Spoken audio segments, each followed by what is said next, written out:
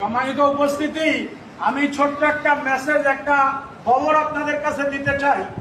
আমাদের কোরআনের পাখি যে শাহাদাত বরণ করেছেন, তার একটা উজ্জ্বল দৃষ্টান্ত আমার কাছে আছে, একটা খবর আছে।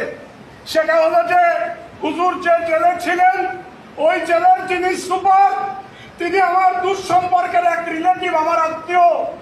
তার নিজের সাথে আমার কথা হয়েছে, তার মায়ের সাথে কথা হয়েছে।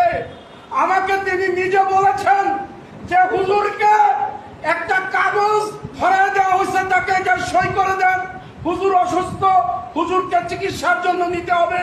হুজুর তখন অসুস্থ ছিলেন না, চিকিৎসা করার মতো অবস্থা তার তখন ছিল না।